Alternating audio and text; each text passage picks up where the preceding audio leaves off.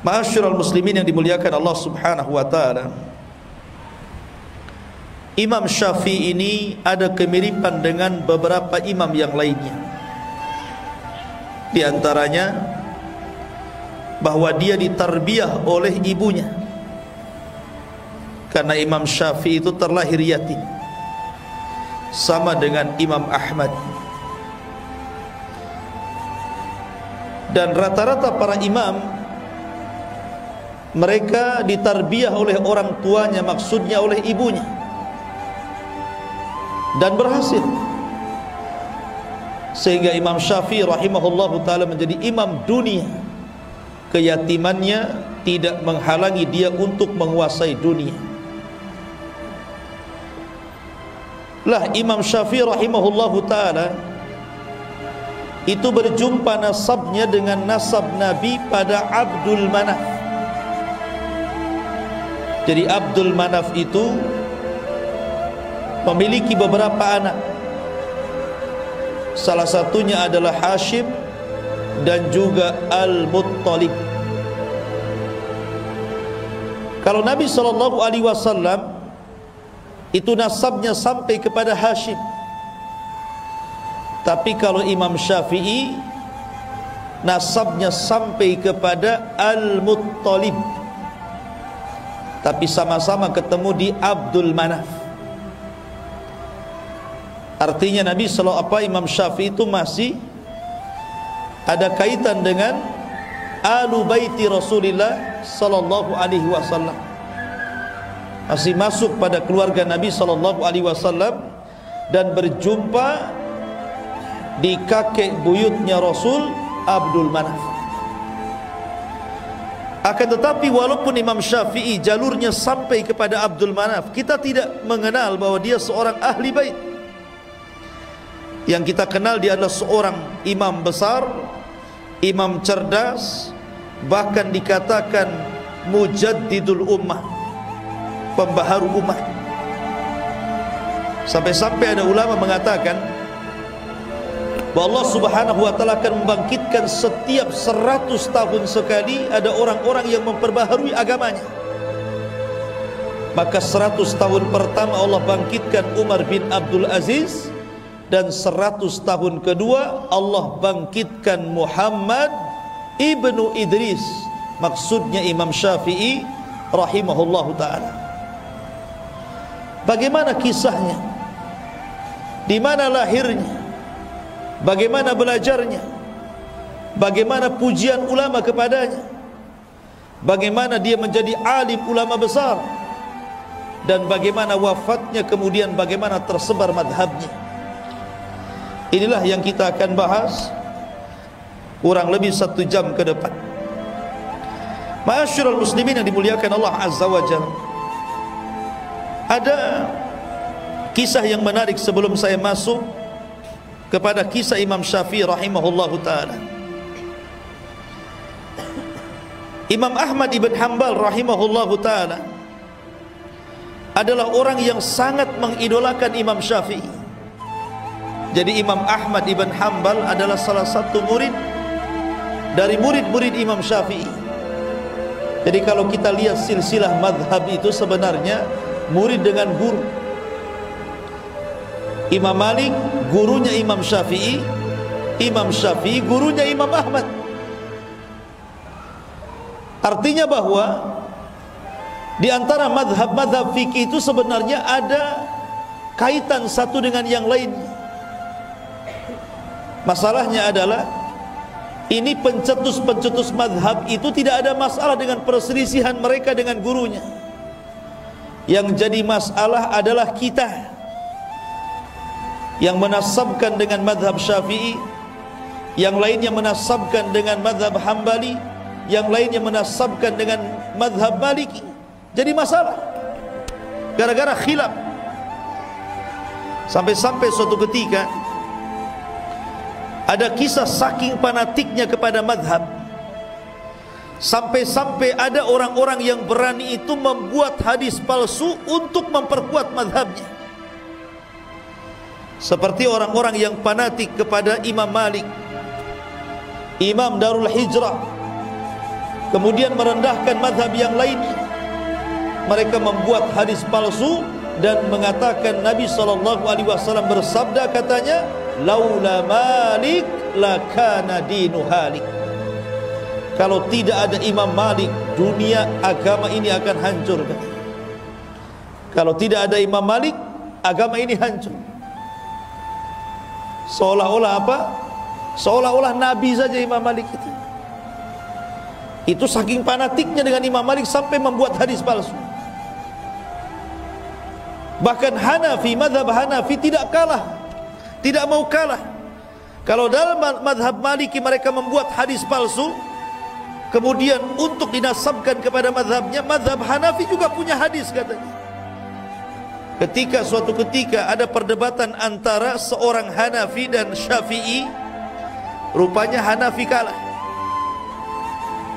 Dikalahkan hujahnya oleh Syafi'i, oleh orang-orang yang menasabkan kepada mazhab Syafi'i. Akhirnya mereka tidak terima. Kemudian mereka membuat hadis palsu dan mengatakan, ya'ti zamanun, akan datang zaman kepada kalian, ya. Akan datang kepada zaman, akan datang kepada kalian zaman di mana akan datang seseorang yang bernama Muhammad bin Idris, dan dia lebih bahaya dibandingkan iblis. Lihat, celahnya Imam Syafi'i. Bahkan orang-orang yang bermadzhab Hambali juga, mereka membuat hadis palsu dan mengatakan, fawasiyati li ummati an tatahambalu. Rasul bersabda, wasiat untuk umatku adalah hendaklah bermadzhab Hambali. Muncul hadis-hadis ini, hadis-hadis maudhu, hadis-hadis palsu. Kenapa? Karena fanatik mazhab. Sementara imam-imam mazhab ini satu dengan yang lainnya guru dan murid. Imam Malik gurunya Imam Syafi'i, Imam Syafi'i gurunya Imam Ahmad. Kalau Abu Hanifah karena beda sendiri, dia berada di Syam, di Irak. Tetapi Imam Syafi'i rahimahullahu ta'ala berhasil mengumpulkan fikihnya Abu Hanifah dan juganya fikihnya Imam Malik, kemudian menciptakan madhab yang kita kenal dengan madhab Syafi'i itu. Menggabungkan dua madrasah, madrasah Ahlu Athar Imam Malik dan madrasah Ahlul Ra'i Abu Hanifah yang ada di Irak. Karena cerdasnya Imam Syafi'i. Lah Imam Ahmad itu adalah penggemar Imam Syafi'i. Sampai-sampai Imam Ahmad itu kalau habis sholat, dia mengangkat tangannya kemudian mengatakan, Allahumma gfirli wali walidayya wali Muhammad ibni Idris. Ya Allah, ampuni dosaku, ampuni dosa kedua orang tuaku, dan ampuni dosanya Muhammad bin Idris. Siapa Muhammad bin Idris? Syafi'i. Jadi kalau antum ditanya siapa nama Imam Syafi'i, Muhammad ibnu Idris. Sampai-sampai anaknya Imam Ahmad namanya Abdullah, karena keseringan mendengar bapaknya itu selalu memuji Imam Ahmad, selalu memuji Imam Syafi'i, jadi dia penasaran. Kemudian dia mengatakan kepada bapaknya Imam Ahmad, wahai bapakku, seperti apa Imam Syafi'i itu? Kenapa engkau senantiasa memuji Imam Syafi'i? Tidak ada waktu kecuali kau puji Imam Syafi'i, dan kau doakan Imam Syafi'i sampai 40 tahun. Kau doakan dalam solatnya untuk Imam Syafi'i. Siapa emangnya dia? Karena putranya tidak tahu. Maka Imam Ahmad mengatakan, ya bunai, inna Syafi'i kasyamsi lid dunya wa kal afiyati lil jasadi. Wahai anakku, tahukah kamu Imam Syafi'i siapa? Imam Syafi'i itu seperti matahari untuk bumi ini, dan seperti kesehatan bagi orang-orang yang perlu kesehatan pada badannya. Jadi manusia berhajat kepada matahari dan berhajat kepada kesehatan. Artinya manusia sangat berhajat kepada Imam Syafi'i. Bayangkan Imam Ahmad loh 40 tahun berdoa kepada Imam Syafi'i agar Allah mengampuni dosanya. Pertanyaannya, pernah nggak antum mendoakan guru-guru antum? Jangan-jangan antum sendiri tidak pernah didoakan, apalagi doain orang. Orang tua antum aja nggak pernah didoakan gitu. Harusnya kita doakan guru-guru kita dalam setiap sholat kita, dalam setiap doa kita, karena itu menunjukkan ketakwaan seseorang menghormati guru-gurunya. Karena bagaimanapun guru-guru itu sudah berjasa kepada anda, minimalnya telah memberikan keterangan dan hidayah untuk menjelaskan mana yang baik dan mana yang buruk, dan itu tidak bernilai harganya. Ma'asyiral muslimin yang dimuliakan Allah Azza wa Jalla, bahkan dikatakan oleh Ibnu Katsir rahimahullahu ta'ala, jadi Imam Syafi'i itu bukan hanya satu ulama, Imam Ahmad saja yang memujinya, tapi banyak para ulama memuji Imam Syafi'i. Sampai-sampai dikatakan oleh Abdurrahman ibn Mahdi. Abdurrahman ibn Mahdi dia seorang ulama besar yang ada di Baghdad, Irak. Dialah yang meminta kepada Imam Syafi'i untuk menulis sebuah kitab, namanya Kitab Usulul Fiqh. Dan itulah kitab pertama di dunia yang dikarang oleh Imam Syafi'i. Kalau ditanya siapa yang pertama kali mengarang kitab usul fikih, maka jawabannya adalah Muhammad bin Idris, Imam Syafi'i. Bayangkan, makanya dikatakan mujaddid. Karena seseorang tidak akan paham fikih kalau dia tidak belajar usulnya. Makanya ulama mengatakan man harumal usul harumal wusul. Siapa yang diharamkan tidak paham dengan usul, maka tidak akan sampai ke tujuan, kata ulama. Karena orang bisa mengambil istinbat hukum dari Quran dan sunnah itu karena paham usul fikih. Dan tidak ada yang meletakkan usul fikih pertama kali kecuali Imam Syafi'i. Atas siapa? Atas permintaan Abdurrahman ibnu Mahdi, seorang alim ulama Baghdad.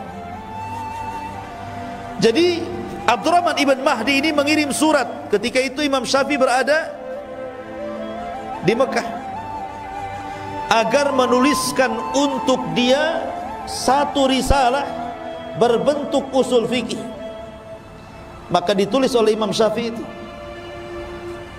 bagaimana caranya pengambilan istinbat hukum dari Quran dan Sunnah untuk masalah fikih.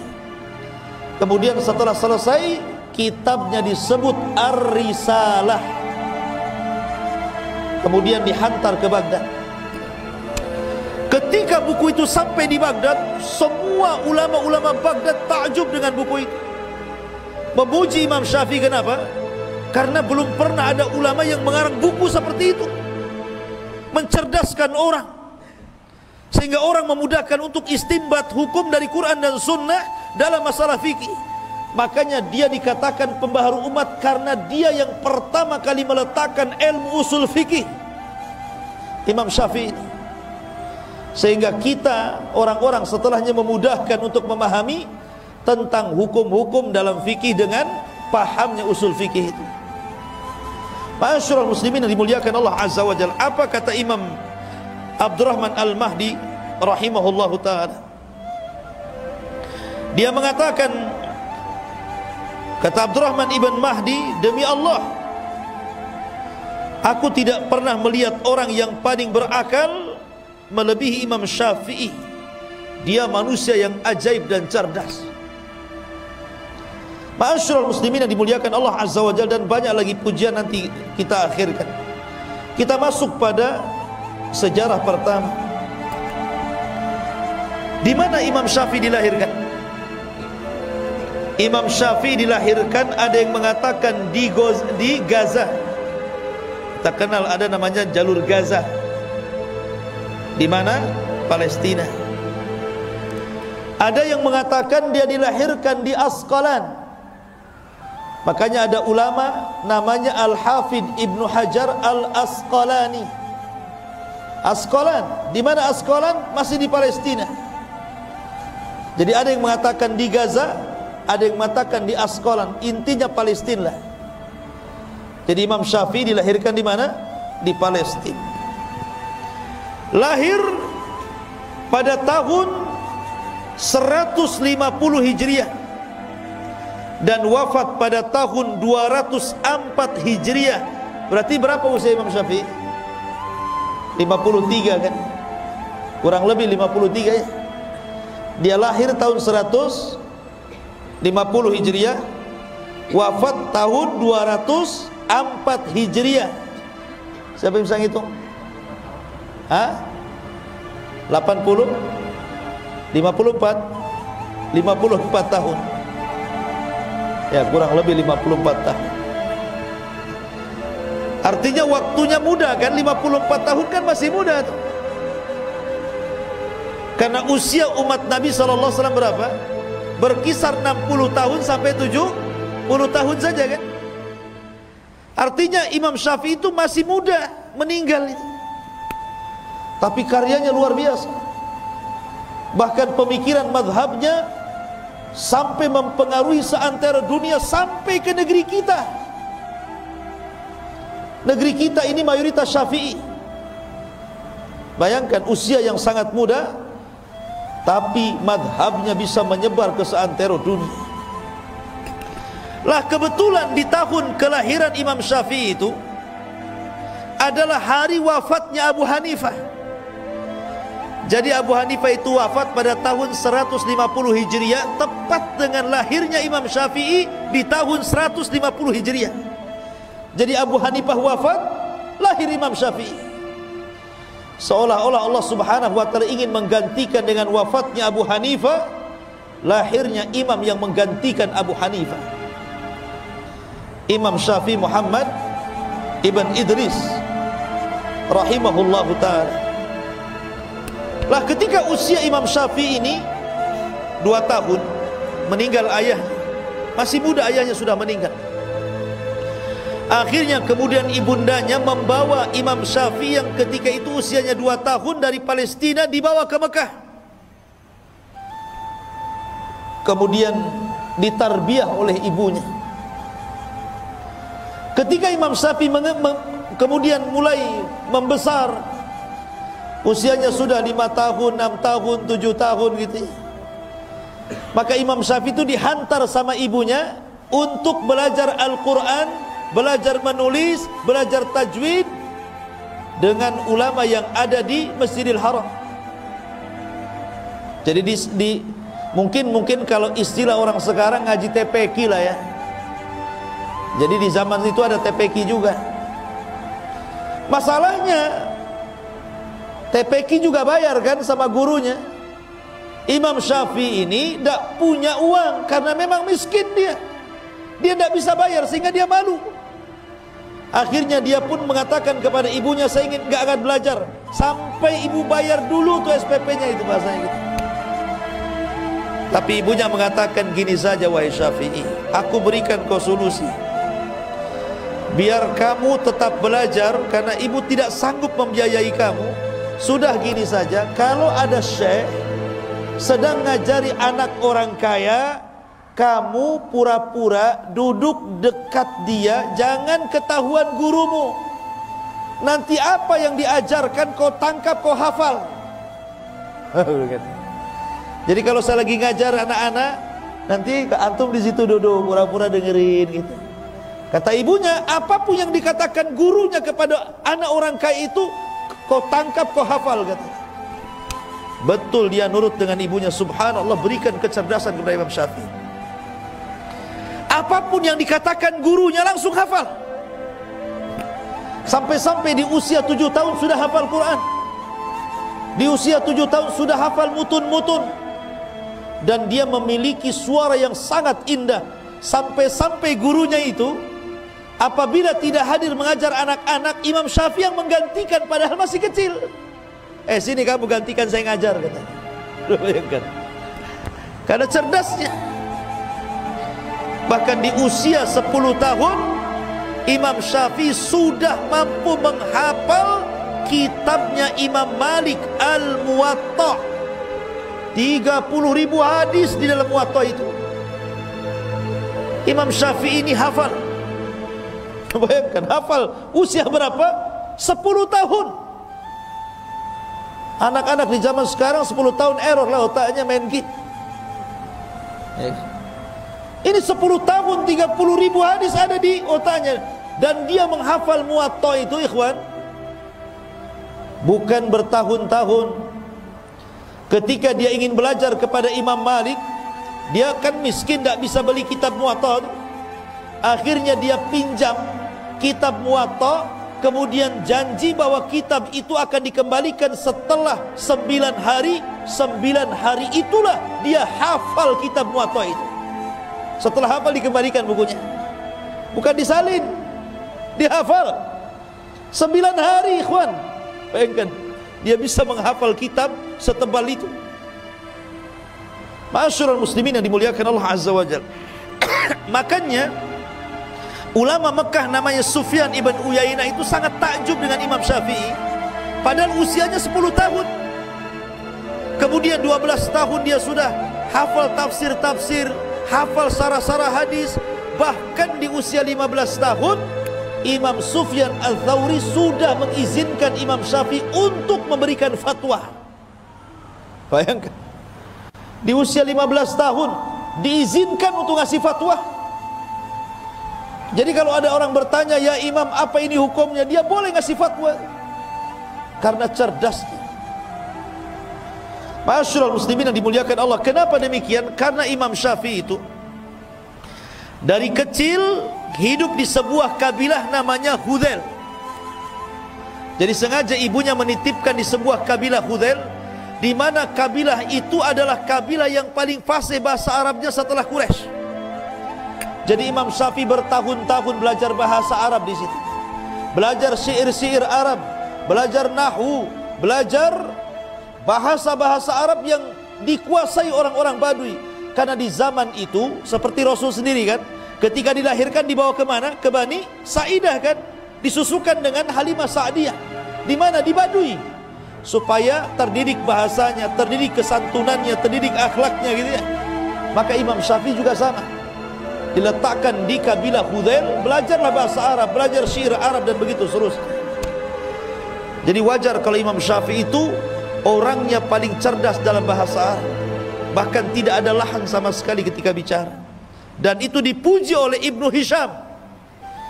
Ibnu Hisham itu tokoh ulama pengarang kitab sirah. Ketika dia dari Mesir berjumpa dengan Imam Syafi'i, kemudian diskusi, dia sangat kaget dan mengatakan, demi Allah, aku tidak mengira Allah menciptakan orang kayak dia, katanya. Saking fasihnya bahasa Arab Imam Syafi'i itu. Ma'asyiral muslimin yang dimuliakan Allah Azza wa Jalla, wajar karena Imam Syafi'i itu punya ibu yang sangat cerdas. Sedikit saya ceritakan ibunya nih. Jadi suatu ketika ibunya ini bermasalah. Akhirnya dia dipanggil ke pengadilan jadi saksi. Ketika itu hakim meminta 2 saksi perempuan, yang satunya adalah ibunya Imam Syafi'i. Kemudian setelah yang satu bersaksi, hakim meminta agar saksi yang pertama diletakkan di ruangan ini, kemudian saksi yang kedua diletakkan di ruangan itu, supaya jangan nanti saling berbisik satu dengan yang lain. Kata ibunya Imam Syafi'i, apa yang kau lakukan wahai hakim ini salah, bertentangan dengan Quran. Satukan kami sekamar dengan dia, kami kan sama-sama saksi. Karena Allah berfirman dalam ayat dain, dalam ayat hutang, wa tudzakkira ihdahumal ukhra, hendaklah yang satu mengingatkan yang lainnya. Jadi kalau aku lupa, dia ingatkan aku, kalau dia lupa, aku ingatkan dia. Kenapa dipisah katanya? Katanya Al-Hafidh Ibnu Hajar, lihat, ibunya Imam Syafi'i saja cerdas mengambil istinbat sebuah hukum, ya wajar anaknya cerdas. Karena ibunya cerdas memang Imam Syafi'i itu. Makanya nurun kecerdasannya kepada anak itu. Makanya antum yang muda-muda itu kalau cari istri yang cerdas, jangan yang bego ya. Nanti anaknya bebel pula. Ya. Ma'asyiral muslimin yang dimuliakan Allah Azza wa Jalla. Intinya bahwa Imam Syafi'i di usia 7 tahun sudah hafal Quran. Kemudian Setelah kemudian dia belajar bahasa, kemudian sudah diizinkan untuk memberi fatwa itu di Mekah oleh Sufyan ibn Uyainah. Disitulah Imam Syafi'i ingin belajar kepada Imam Malik di Madinah. Ingat, Imam Malik saat itu adalah ulama dunia, ulama yang disegani oleh para penguasa. Karena di zaman Imam Syafi'i itu penguasanya siapa? Penguasanya Khalifah Harun ar-Rasyid. Jadi Imam Syafi'i itu hidup di zaman Khalifah Harun ar-Rasyid. Lah Imam Malik ini orang besar, dia ulama besar sampai dikenal satu dunia. Lah Imam Syafi'i belum dikenal, masih kecil. Dia ingin belajar kepada Imam Malik, tapi dia sudah persiapkan, dia sudah hafal muwatta'nya dulu. Akhirnya dia pun menyurati pemimpin Madinah, gubernur Madinah, agar memberikan menjadi perantara dia bisa belajar kepada Imam Syafi'i, kepada Imam Malik. Tapi gubernurnya ketakutan, tidak berani. Mana ada yang berani datang kepada Imam Malik, apalagi Imam Malik tidak mau perantara-perantara. Tetapi singkat cerita, akhirnya gubernur itu pun mengantar Imam Syafi'i dan berjumpa dengan Imam Malik. Imam Syafi'i masih kecil ketika itu.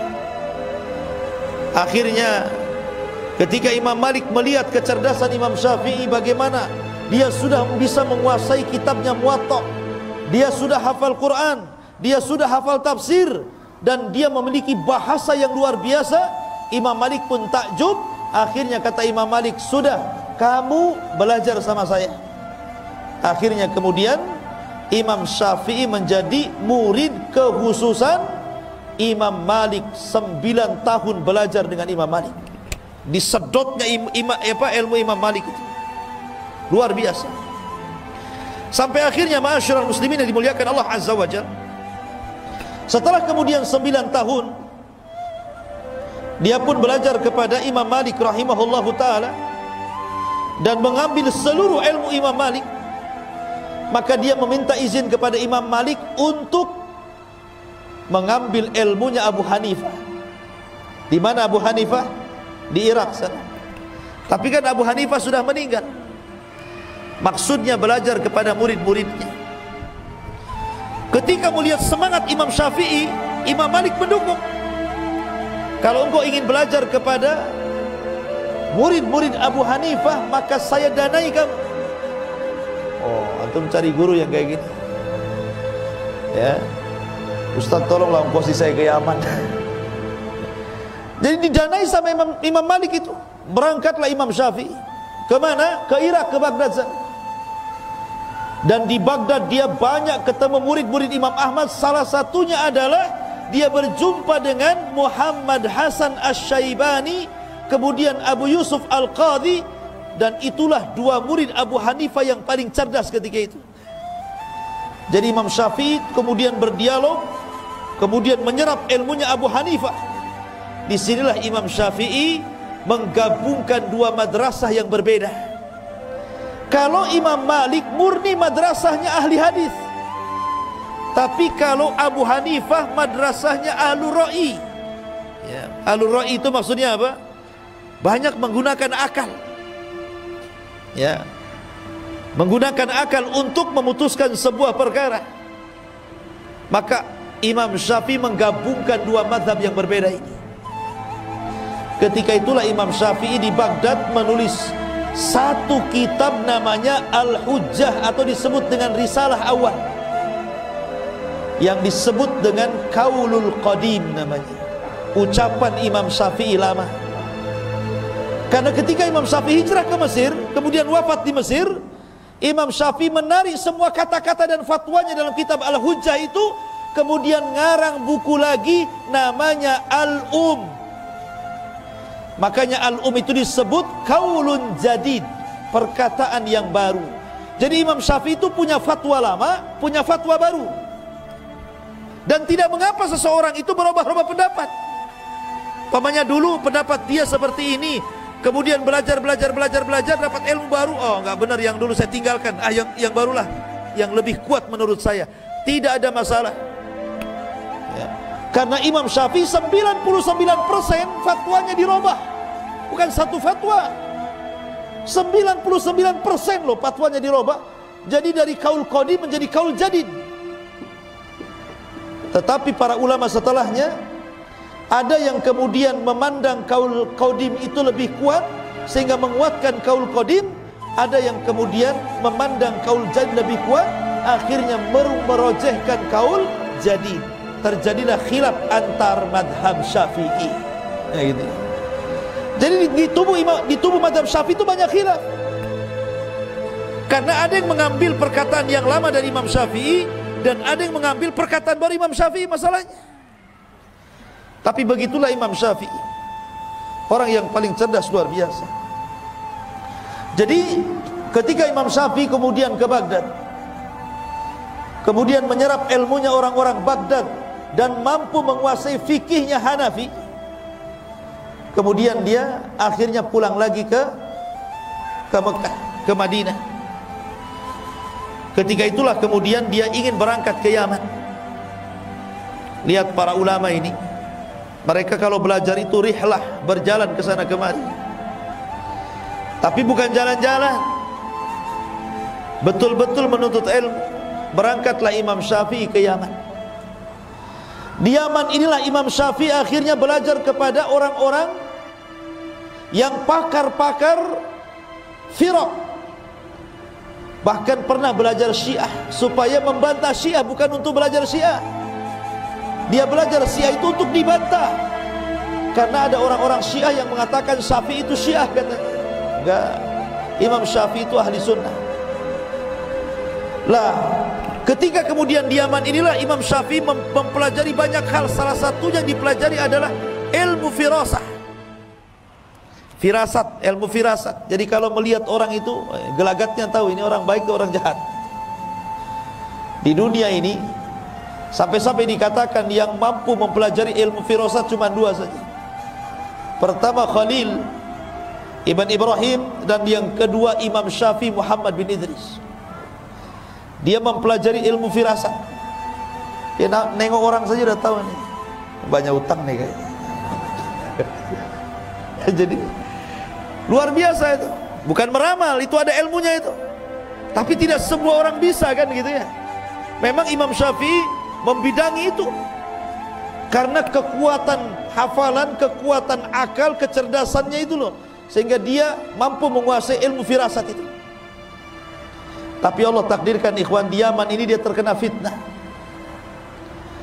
Di mana Imam Syafi'i difitnah oleh gubernur yang ada di Yaman, bahwa dia hendak memberontak kepada Khalifah Harun Ar-Rasyid karena hasadnya. Para ulama-ulama sesat melaporkan kepada penguasa Yaman. Kemudian akhirnya Imam Syafi'i ditangkap dengan beberapa ulama yang lainnya, kemudian dibawa ke Baghdad, dihadapkan kepada Khalifah Harun Ar-Rasyid. Subhanallah, teman-temannya mati dipenggal. Ketika giliran Imam Syafi'i ini, wahai Syafi'i, Anda masuk sini. Kemudian Khalifah bertanya, betul kau akan memberontak kepada diriku? Maka Imam Syafi'i menjelaskan bahwa tuduhan itu tidak benar. Bahkan Imam Syafi'i harus masuk penjara dan disiksa di penjara. Tapi kemudian setelah mendengarkan dialog dan mengatakan, tidak mungkin aku memberontak kepadamu wahai Khalifah. Kemudian dia mengatakan bahwa diriku ini hafal Quran, hafal tafsir, hafal hadis, hafal mutun. Disebutkan penguasaan dia tentang ilmu agama. Lah, Harun Ar-Rasyid ini ulama juga walaupun dia khalifah. Karena Harun Ar-Rasyid itu belajar kepada Imam Zuhri, belajar kepada ulama-ulama yang lain, sehingga Harun Ar-Rasyid itu mengumpulkan dua keutamaan. Pertama khalifah, yang kedua ulama. Akhirnya kemudian ditanyalah Imam Syafi'i, apa pengetahuanmu tentang Quran, tentang hadis, tentang ini, tentang itu? Dijawab semuanya, termasuk tentang nasab. Imam Syafi'i paling tahu.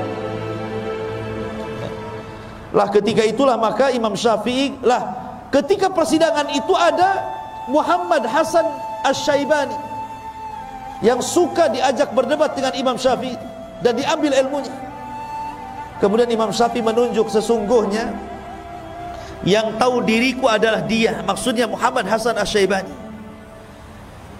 Kemudian Muhammad Hasan Asy-Syaibani mengatakan kepada khalifah, ya, saya tidak yakin kalau tuduhan itu ada pada orang itu, maksudnya Imam Syafi'i. Akhirnya Khalifah Harun Ar-Rasyid melepaskan Imam Syafi'i. Jadi ulama itu ada saja ujiannya, ikhwan. Masuk penjara, dipanggil khalifah, kemudian diancam untuk dibunuh, ya. Itulah para ulama. Ma'asyiral muslimin yang dimuliakan Allah Azza wa Jalla. Kemudian setelah Imam Syafi'i, beliau ke Yaman dan belajar berbagai macam ilmu. Maka kemudian Imam Syafi'i pun kembali ke Mekah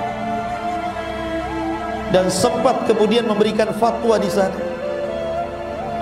Tapi kemudian setelah itu Imam Syafi'i kemudian safar lagi ke Mesir, dan itu ketika mendekati usia 50 tahun.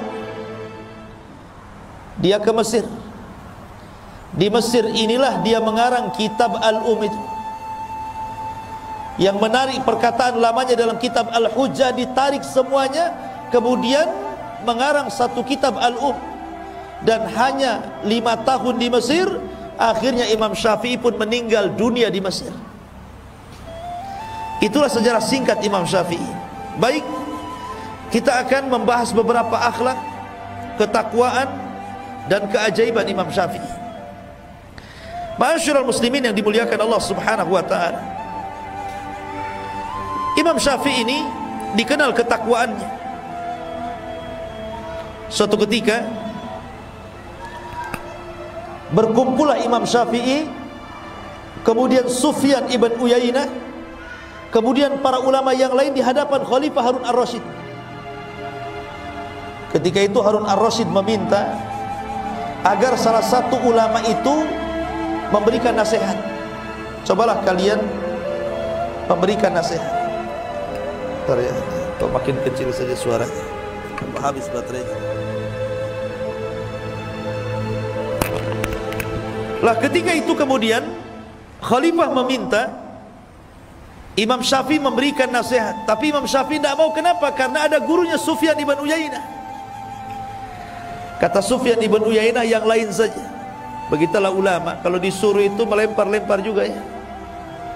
Kamu saja, kamu saja. Sampai-sampai ada cerita, ini ada ustadz-ustadz di Jawa ini. Ditanya, Pak Ustadz ini hukumnya apa? Kata Ustadz ini ikiai katanya. Tahu ikiai? Ini saja. Yang satunya ikiai. Terakhir jawab, oh itu kiai katanya. Itulah nama kiai itu diambil dari ikiai itu. Kan kita. Ma'asyiral muslimin, enggak, ini canda. Jadi akhirnya kemudian karena tidak ada yang yang berbicara untuk memberikan nasihat, akhirnya Harun Ar-Rasyid dia yang kemudian memberikan nasihat. Kemudian dia bacakan ayat-ayat, kemudian dia bacakan hadis-hadis Nabi SAW dan perkataan para sahabat Rasul. Subhanallah, Imam Syafi'i ini dikenal kalau dinasihati dia menangis kemudian pingsan. Jadi kalau dia mendapatkan nasihat yang menyentuh itu, langsung menangis kemudian pingsan. Sampai-sampai ketika Harun Ar-Rasyid kemudian memberikan nasihat, tahu-tahu Imam Syafi'i nangis kemudian pingsan, langsung berhenti dia. Dan orang-orang mengatakan, apakah dia mati katanya? Apakah dia mati katanya kan? Rupanya dia hanya pingsan saja. Sampai seperti itu orang mendengar nasihat nangis kemudian pingsan. Ini kalau tidak bersumber dari hati yang ikhlas, tidak mungkin seperti itu. Kemudian kisah yang kedua, suatu ketika Imam Syafi'i ini sakit. Ada muridnya namanya Rabi' ibn Sulaiman. Rabi' ibn Sulaiman salah satu dari alim Baghdad, berziarah kepada Imam Syafi'i, gurunya ketika itu sedang sakit. Ketika sampai saja di rumah Imam Syafi'i lagi terbaring itu lemas. Akhirnya kemudian kata Rabi' ibn Sulaiman, dia pun mendoakan Imam Syafi'i dan mengatakan, "Qawwallahu dha'faka ya Imam." qawwallahu dha'faka ya imam. Kalimat qawwallahu dha'faka ya imam itu memiliki dua makna. Makna yang pertama, qawwa itu artinya semoga Allah menguatkan kelemahanmu hai imam, maknanya dihilangkan penyakitnya. Tapi makna yang kedua, maksudnya menguatkan kelemahannya sehingga makin lemah lagi, kan begitu ya. Kalimat itu kan ada dua makna ya, semoga Allah menguatkan kelemahanmu. Ini bisa diartikan maksudnya lemahnya itu supaya lebih lemah lagi, ataukah supaya lemahnya dihilangkan, kan begitu ya kalimat itu kan. Jadi Imam Syafi'i tersenyumlah. Kamu mengatakan qawwallahu dha'fi idzan qatalani. Kalau engkau mengucapkan seperti itu sama aja kau bunuh aku, katanya. Jangan gitu. Karena apa? Imam Syafi'i guyon sebenarnya. Dia paham tak mungkinlah Rabi bin Sulaiman itu maksudnya kalimat qawwallahu dha'fak itu supaya ditambah kelemahannya. Imam Syafi'i gurunya. Tapi karena ada dua kalimat, ada satu kalimat memiliki dua makna, Imam Syafi'i masih bercanda ketika sakit itu. Idzan qatalani. Kalau kau ngomong begitu, kau hendak membunuhku ya, supaya kelemahanku bertambah. Tapi Imam Syafi'i mengatakan tidak. Saya yakin dengan dirimu wahai Rabi, sekalipun engkau mencelaku, kata Imam Syafi'i, lau sabbabtani la alimtu anta la taqsuduni. Sekalipun kau mencelaku, saya yakin kau tidak bermaksud untuk mencela kepada aku. Begitu. Lihat bagaimana husnudzonnya kepada manusia. Kalau ada yang mencela dirinya, oh itu mungkin karena lagi marah. Kalau ada yang menghina kita, oh mungkin dia lagi ada masalah, oh, dikasih uzur gitu. Nah, itulah Imam Syafi'i. Kalau kita enggak, ada orang mandang kita, langsung kita ini sewot. Ngapain pandang-pandang? Padahal enggak ngomong tuh, baru pandangan saja udah sewot. Apa kau, katanya? Oh, bahasa Medan pula keluar. Ya. Ma'asyiral muslimin yang dimuliakan Allah Azza wa Jalla. Kemudian yang ketiga, kisah perdebatan antara Yunus As-Sadafi dengan Imam Syafi'i. Ini guru murid sebenarnya ini. Biasa orang dulu itu murid berdebat dengan gurunya. Jadi Yunus As-Sadafi atau Ibn Abdul A'la ini bermasalah dengan Imam Syafi'i ini, berdebat gitu sangat sengit sampai keduanya mengangkat suaranya saking kencangnya gitu. Akhirnya marah ini Yunus ini, keluar dari majelis Imam Syafi'i, kemudian kabur dari ke masjid dan masuk ke rumahnya. Tapi Imam Syafi'i ini walaupun harus berbeda pandangan bukan berarti bermusuhan. Keluar dari masjid, dicarinya rumah Yunus As-Sadafi itu.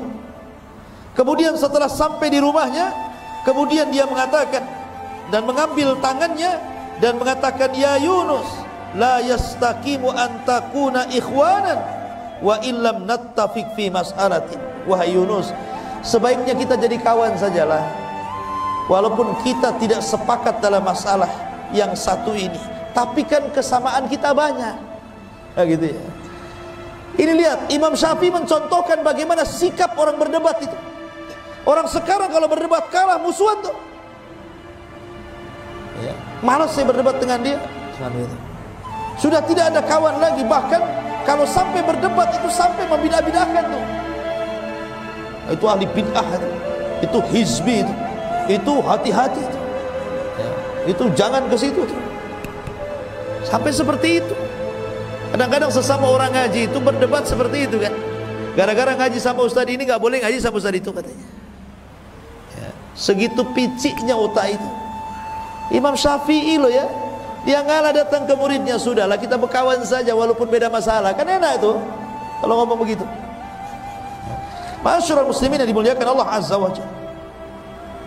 Kemudian juga kisah yang lainnya. Tapi kisah ini ada yang mengatakan lemah, dilemahkan para ulama, tapi enggak apa-apa kita kisahkan. Jadi karena Imam Syafi'i itu selalu dipuji-puji Imam Ahmad, sampai anak perempuan Imam Ahmad itu setiap hari mendapatkan dongeng dari Imam Ahmad tentang sosok Imam Syafi'i. Jadi hayalannya itu akhirnya pengen ketemu. Kok bapakku ini selalu memuji Imam Syafi'i. Akhirnya terhayalkan, kapan jumpa dengan Imam Syafi'i, kapan jumpa dengan Imam Syafi'i. Allah takdirkan, Masya Allah, di musim Saif, Imam Syafi'i itu kebetulan safar dari Mekah ke Baghdad, dan rumah Imam Ahmad itu di Baghdad. Dan qadarullah ketika itu Imam Syafi'i sedang sakit panas, bukan kena corona, ya sakit demam, diikat kepalanya, ya. Kemudian mampir pula di rumah Imam Ahmad. Wow, Imam Ahmad senang. Kenapa? Karena anak-anaknya selalu bercerita tentang Imam Syafi'i. Imam Ahmad ingin kenalkan, ini loh orang yang selalu aku ceritakan kepada kalian, gitu maksudnya. Wow, senang anak-anaknya yang selama ini mereka penasaran ceritanya Imam Syafi'i itu diceritakan Imam Ahmad, rupanya orangnya datang, kan bahagia. Tapi kebahagiaan itu kemudian menjadi kekecewaan ketika salah satu putri Imam Ahmad ini memperhatikan ibadahnya Imam Syafi'i karena ingin menirunya. Seperti apa sih hebatnya orang ini? Kenapa bapakku sampai mengalem-ngalem dia? Mulailah malam hari. Awalnya datang Imam Syafi'i, tentu namanya tamu kan dijamu, kasih makan enak. Sekali makan habis makanannya, satu meja. Jadi ditengokin saja sama anaknya. Oh, banyak makannya nih Imam ini. Gitu. Kemudian habis makan dia jilat-jilati tangannya. Kemudian dia perhatikan cara makannya. Kenapa dia cara makannya tidak pakai sunnah Nabi? Sunnah Nabi kan 3 jari. Ini main kerawak 5 jari ini. Ya. Harusnya kan seorang imam itu pakai 3 jari, makan sedikit. Ini habis satu meja. Mulai dia bertanya-tanya ini Syafi'i ke bukan Syafi'i, katanya. Akhirnya malam harinya ditengok lagi, nggak ada pun sholat malam dia. Tak tahajud, tak witir, tidur aja gulang-guling gitu. Sampai subuh. Ya. Kata anaknya, macam mana betul tak Imam Syafi'i? Kalau imam kan harus sholat malam, tahajud gitu ya. Anehnya lagi yang ketiga, ketika Imam Ahmad bangun di waktu subuh, ngajak Imam Syafi'i sholat subuh nggak wudu lagi, bayangkan. Makin stres anaknya ini. Ini jangan-jangan Imam Syafi'i KW ini. Ya. Ma'asyiral muslimin yang dimuliakan Allah Azza wa Jalla. Penasaranlah anaknya ini. Kemudian panggil bapaknya Imam Ahmad. Wahai Abi, betul tak Imam Syafi'i itu? Kata Imam Ahmad, iya dia itu Imam Syafi'i. Dialah orang yang suka aku puji-puji, aku doakan 40 tahun. Dialah orang. Kata anak putrinya, begini wahai bapakku, saya punya 3 soalan. Pertama, saya perhatikan cara makan dia, sudah tidak pakai sunnah, habis pula satu meja. Kemudian yang kedua, kok nggak pernah sholat malam. Aku perhatikan dia nggak witir, nggak tahajud, nggak ada apa-apa, tidur aja kerjanya. Kemudian ketika saya perhatikan dia pulang dari rumah, itu air yang kau sediakan wahai bapakku untuk berwudu disentuh pun tidak, langsung ke masjid dia. Sebenarnya ada apa ini? Akhirnya Imam Ahmad juga penasaran, ingin tanya juga sama Imam Syafi'i pertanyaan 3 perkara dari anak dia. Mulailah kemudian Imam Syafi'i ditanya tentang 3 soalan dari anak itu. Imam Syafi'i ini orang cerdas ya, dia ada jawabannya. Kalau antum di posisi Imam Syafi'i malu, memang antum seperti itu. Gitu ya.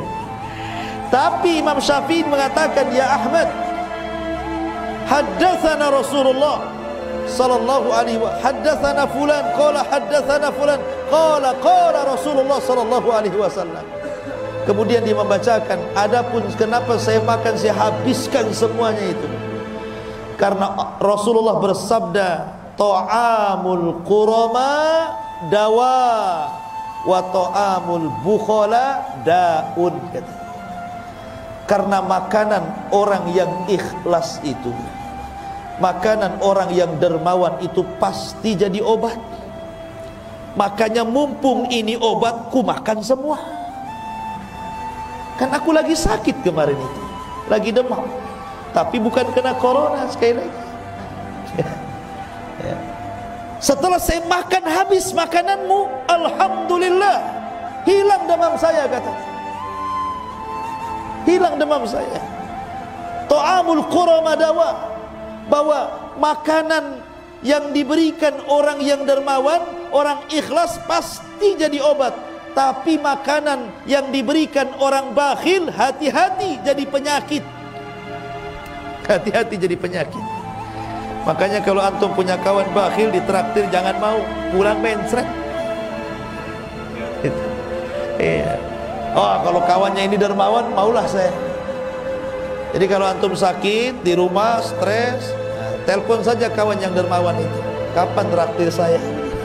Tidak usah ke apotek cari obat, cari kawan saja yang dermawan. Kemudian yang kedua, kenapa aku tidak tidur, kata. Aku tidak tidur, kata Imam Syafi'i. Memang aku tidak sholat malam, aku tidak tahajud, aku tidak witir, tetapi sepanjang malam ini aku teringat hadis Nabi. Kemudian aku usahakan hadis itu dalam satu malam aku keluarkan faedah-faedahnya, dan aku berhasil mengumpulkan 100 faedah dari hadis itu. Kemudian Imam Ahmad penasaran, hadis apa itu? Kemudian Imam Syafi'i mengatakan, hadis tentang burung Nughair. Jadi Anas bin Malik itu punya adik kecil belum balik, namanya Abu Umair. Bayangkan, anak belum balik tapi sudah disebut Abu loh ya. Abu Umair.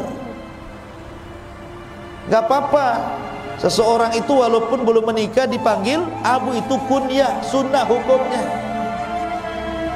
Ya, Pak Ustaz, kenapa? Takut dicap radikal. Karena orang radikal itu depannya abu-abu. Ini Abu Umair, itu kecil, anak kecil Abu Umair itu punya burung namanya Nughair. Dari sini boleh seseorang itu punya peliharaan dikasih nama. Boleh punya kucing dikasih nama siapa? Ya, kasih nama siapa? Kucingnya. Jangan kasih nama istri antum. Jadi boleh kita memberikan nama kepada peliharaan, sebagaimana di zaman itu ada burung dikasih nama Nughair sama si Abu Umair ini. Namanya anak belum berakal, belum balik, kan tidak pandai merawat burungnya. Lain dengan kayak antum, mungkin ada sangkarnya, dimandikan, orangnya belum mandi, burungnya sudah mandi. Orangnya belum makan, burungnya udah makan. Ya. Karena anak kecil yang melihara burung mungkin tak keinjak, tak kecekik, matilah burung ini. Nangis Abu Umair ini, namanya anak-anak. Maka dilaporkanlah oleh Anas bin Malik kakaknya kepada Rasulullah, ya Rasulullah, adik saya menangis. Kenapa? Burungnya mati. Maka Nabi langsung dari rumahnya, bayangkan, takziah gara-gara kematian burung. Bayangkan, orang burung mati takziah loh Nabi. Bukan orang saja takziah, Nabi bertakziah sama anak kecil gara-gara burungnya mati. Kenapa? Karena tahu Nabi itu bagaimana rasanya anak kecil pecah hatinya. Itu sama dengan orang dewasa ketika ditinggal oleh pacarnya. Hatinya sakit, anak kecil itu sakit loh kalau mainannya hilang kan. Ya. Makanya Rasul takziah, kasihan. Nah, itulah. Makanya amalan yang paling tinggi itu jabrul qalbi, ikhwan. Berusaha menenangkan hati orang. Jangan membuat orang itu sedih. Sururun tudkhiluhu ala qalbi muslim. Kebahagiaan yang kau masukkan kepada hati seorang muslim. Akhirnya kemudian kata Imam Syafi'i kepada Imam Ahmad, aku perhatikan hadis itu semalam suntuk, dan aku berhasil mengeluarkan 100 faedah dari hadis itu. Jadi aku gak tidur, aku mikir hadis itu saja. Kata Imam Ahmad, coba sebutkan apa faedahnya. Disebutkan 1, 2, 3 sampai 100. Subhanallah, kata Imam Ahmad, aku belum pernah mendapatkan faedah sebaik ini. Adapun aku subuh tidak wudu, bukan berarti aku tidak berwudu, karena aku belum batal dari wudu isya. Makanya aku gunakan untuk sholat subuh. Kan dia gak tidur. Tuh, ini kalau ulama ada jawabannya. Kalau antum malu besok gak mau lagi ke situ. ya kan? Tetapi ikhwan, kisah ini dikritik para ulama. Kisah ini enggak benar. Bahkan hadis tadi juga tentang masalah makanan orang-orang yang ikhlas dan juga orang-orang dermawan itu obat, hadisnya maudhu. Sebagaimana dikatakan Imam Zahabi rahimahullahu taala. Tapi kisah ini masyhur masalahnya. Kisah ini masyhur di masyarakat tentang Imam Ahmad Imam Syafi'i yang bertamu kepada Imam Ahmad ini. Makanya harus disebutkan tentang derajatnya. Taib. Ma'asyiral muslimin yang dimuliakan Allah Subhanahu wa taala. Kemudian suatu ketika Imam Syafi'i ini pulang dari Baghdad. Karena dia tidak mau mengganggu Imam Malik yang sedang mengajar. Karena pasti kalau dia tahu dirinya datang, pasti akan berhenti belajar, pasti akan menyalami dan memeluknya, dan nanti masalah ini orang belajar ini terganggu. Dia tidak mau mengganggu orang yang sedang belajar. Sehingga Imam Syafi'i supaya tidak ketahuan oleh Imam Malik kedatangannya, dia pun diselendangkan mukanya, jadi hanya nampak matanya saja. Kemudian berbaur dengan murid-muridnya yang masuk kepada halaqahnya Imam Malik. Lah Imam Syafi'i pun duduk di halaqah itu, enggak tahu Imam Malik kalau di situ ada Imam Syafi'i muridnya itu. Dan Imam Syafi'i pun tidak mau ngasih tahu karena takut mengganggu orang yang sedang belajar. Rupanya ketika Imam Malik sedang mengajar, kemudian dia ditanya sebuah persoalan, tidak bisa jawab. Akhirnya dilemparkan ke murid-muridnya, siapa di antara kalian yang bisa menjawab pertanyaan muskilah ini?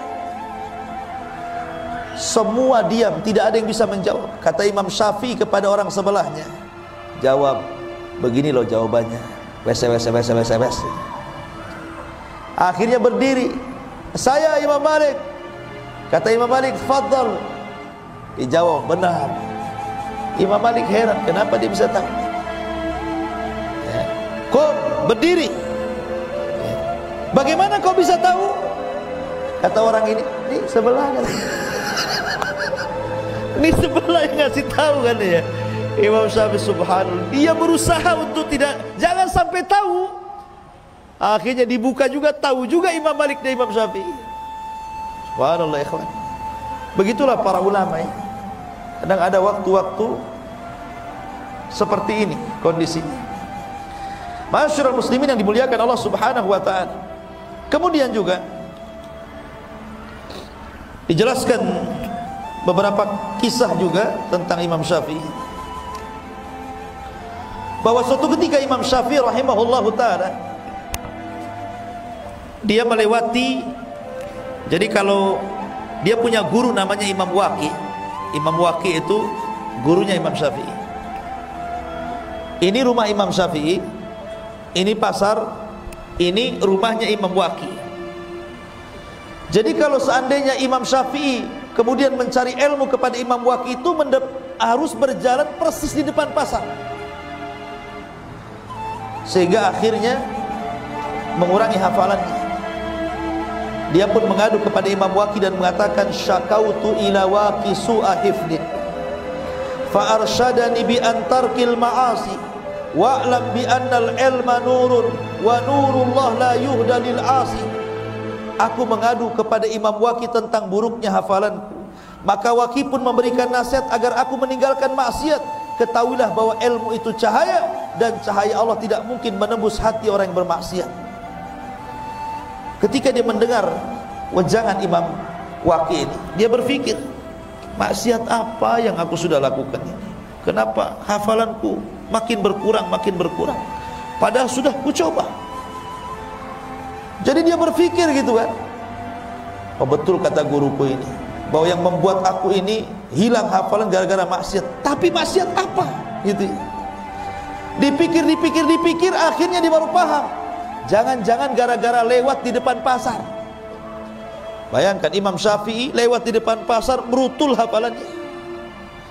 Padahal nggak ngapa-ngapain, lewat depan pasar aja. Akhirnya keesokan harinya, ketika dia sudah tahu sebabnya, dia ganti rutenya.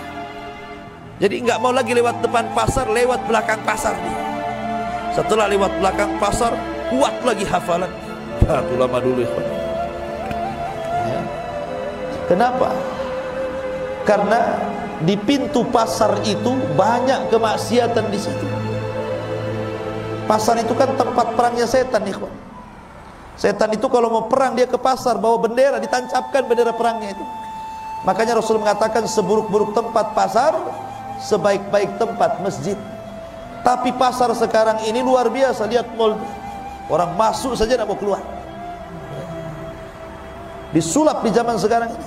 Seburuk-buruk tempat jadi seindah-indah tempat. Kan gitu.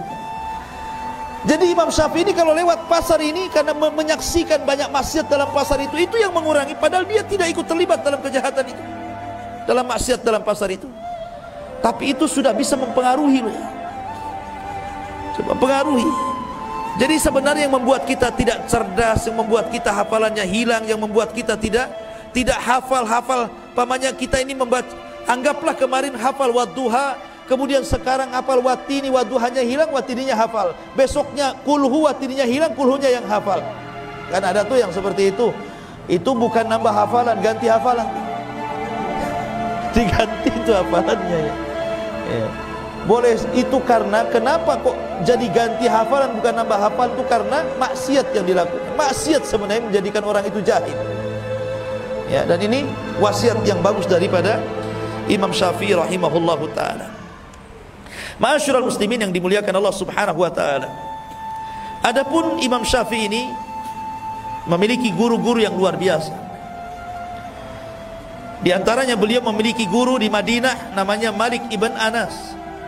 Imam Malik ibn Anas, Ibrahim ibn Sa'ad al-Ansari, Abdul Aziz ibn Muhammad ad-Darari, Ibrahim ibn Abi Yahya, Abdullah ibn Tafih as-Sa'ig. Kemudian di Yaman dia juga punya guru namanya Hisham ibn Yunus, Hisham ibn Yusuf qadi Yaman. Kemudian Amr ibn Abi Salamah, Yahya bin Hassan, Mutarrif ibn Mazin. Kemudian di Irak dia juga punya guru namanya Waqi ibn Jarrah, Abu Usamah Hamad ibn Usamah al-Kufiyan, Ismail ibn Ulayyah dan yang lainnya. Termasuk di Mekah dia berguru kepada Sufyan ibn Uyainah, Muslim ibn Khalid, Abdul Majid dan yang lainnya. Intinya bahwa itulah guru-guru kondang beliau yang menjadikan Imam Syafi'i menjadi sebuah ulama besar dan akan senantiasa dikenang. Siapa Imam Syafi'i? Sebenarnya kenapa madhabnya itu sampai menyebar, ikhwan? Sebelum Imam Syafi'i itu sudah banyak madhab. Imam Ibnu Jarir itu punya madhab, namanya madhab Ibnu Jarir. Sufyan ibn Uyainah punya madhab, namanya madhab Uyainah. Sufyan al-Thawri punya madhab, namanya madhab al-Thawri.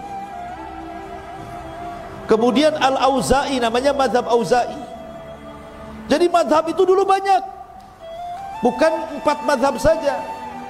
Cuman masalahnya ulama-ulama ini tidak banyak muridnya yang menyebarkan madhabnya ke seantero dunia, sehingga dengan hilangnya mereka, hilangnya juga madhab mereka. Wafatnya mereka menjadikan wafat juga cara pandang mereka, sehingga tidak banyak dikenang orang. Kecuali 4 madhab, ya, Maliki, Hanafi, kemudian Hambali dan Syafi'i. Ini murid-muridnya banyak, sehingga murid-muridnya inilah kemudian mencatat seluruh fatwa-fatwa Syafi'i, Imam Malik, Abu Hanifah, Imam Ahmad. Kemudian setelah imam-imam ini meninggal, maka fatwa-fatwa mereka menyebar di seantero dunia. Makanya madhabnya tersebar. Bukan berarti madhab ini cuma 4 ini saja, tidak. Sebelumnya banyak madhab, cuman tidak tersebar, tidak seperti 4 madhab, ya.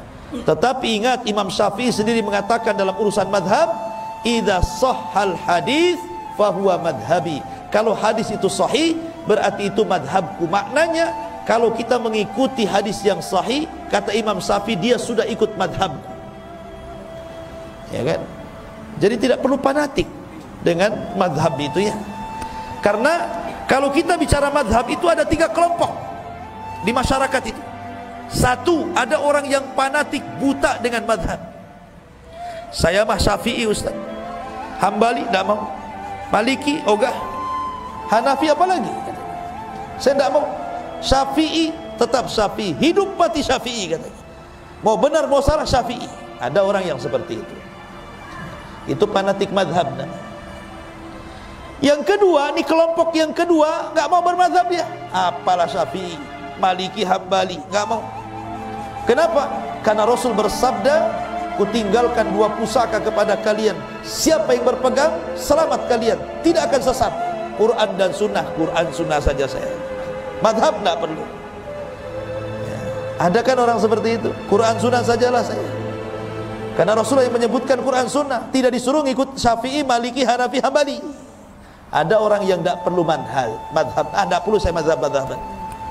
Kelompok yang ketiga ini tengah-tengah. Dia tidak melepaskan madhab dan tidak juga fanatik madhab. Mana-mana yang benar dari madhab itu, umpamanya kebenaran ada dalam Syafi'i, saya Syafi'i. Kebenaran dalam Hambali, saya Hambali.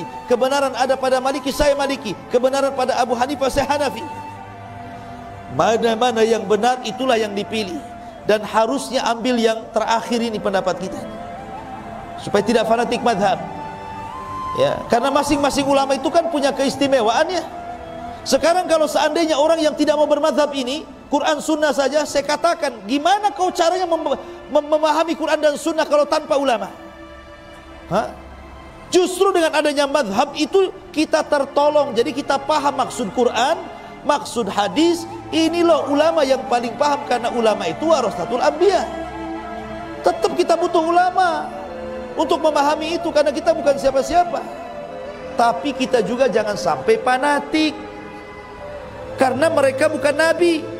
Ulama itu tidak maksum. Yang maksum itu nabi. Makanya ambil yang benar, campakkan yang salah. Itulah seruan dan slogan mereka semuanya.